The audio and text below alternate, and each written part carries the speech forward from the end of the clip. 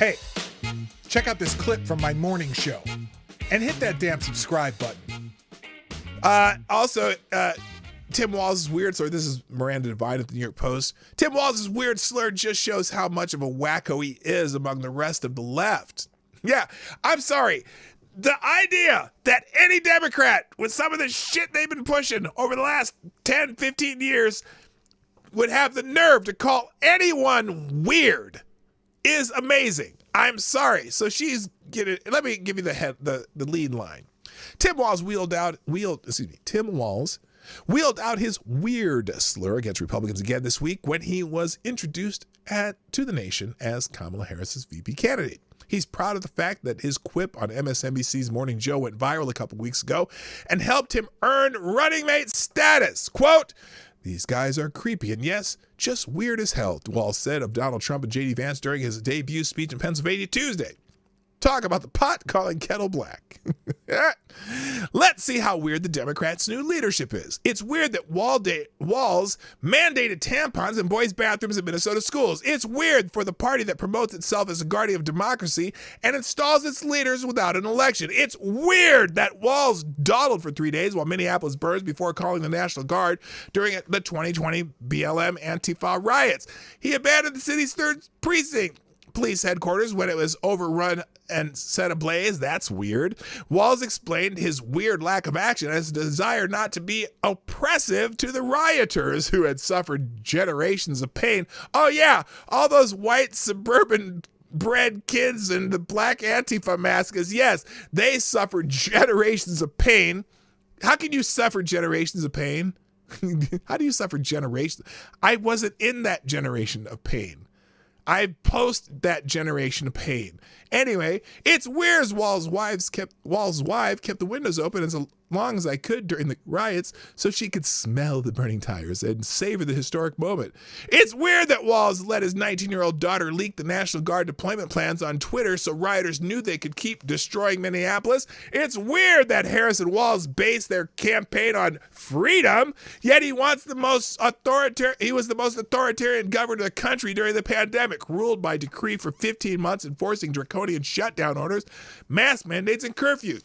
It's weird that Walz tells Republicans to mind your own damn business when he created a COVID telephone snitch line so that people could inform on their neighbors who breached the draconian COVID restrictions. It's weird that Walz defended censorship of COVID dissenters by telling MSNBC, "There's no guarantee of freedom of free speech on misinformation or hate speech, especially around our democracy." What? You don't know what the First Amendment means.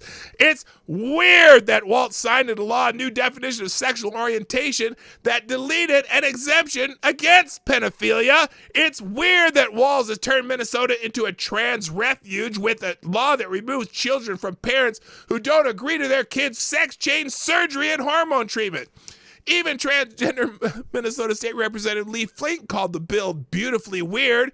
It's weird that Walz has turned Minnesota into an abortion mecca with no time limit up to the moment of birth and sometimes beyond, and no requirement that minors inform their parents. It's weird that Walz is presented as the epitome of decency and Minnesota nice, and yet the first time he spoke to the nation, he peddled a smutty sex joke about Vance and a couch cushion made up by bottom feeders of internet trolling. It's weird that Walz has visited China about 30 times, including spending his honeymoon there. "No matter how long I live, I'll never be treated that well again," he said after his first visit in 1990. "They gave me more gifts than I could bring home. He should compare notes with the Bidens." It's weird that Walz and his wife Gwen chose June 4th as their wedding date to commemorate the bloody anniversary of China's brutal crackdown on democracy protesters in China's Tiananmen Square. "He wanted to have a date he'll always remember," said Gwen. It's weird that Biden quit the National Guard when he's about to be deployed to Iraq, then told everyone he had gone to war. It's weird that he said he wanted to provide ladders to illegal immigrants so they could climb over Trump's border wall. It's weird that Walz says one person's socialism is another person's neighborliness. It's weird that Harris and Walz claim they are defending democracy, but he signed a law to give driver's license to illegal aliens, the first step step to voting illegally in elections. It's weird that Walz criticizes Trump for his record on law and order when crime in Minneapolis has soared on his watch. It's weird that he poses as a folksy common sense working man with a Midwestern dad vibes who hunts and wears camo caps, yet he governs like a crazed green-haired radical and taxes among the highest in the country, and residents fleeing the state as fast as they can. It's weird that Walz is a teacher, married to a teacher, son of a teacher, and claims education is a priority, yet on his watch, Minnesota student average reading and math scores have plummeted to below national average according to the National Assessment of Education Progress. So, despite record spending, for the first time, majorities of K-12 students are not meeting grade level standards, finds the Minnesota Center of the American Experiment. So anyway, there's more, but I don't have time. So that's beautiful. I could have kept going, and I see, she stops there. Anyway, the idea that my governor can call anybody in political office weird, he can kiss every bit of my ass. And that's it, folks. I got to go. Thanks for joining me on the Morning Nap Line today. I'm a little over time, but I got to go. Hey, thanks for watching. And if you want to see more, hit the subscribe button. It'll be a lot easier to find me that way.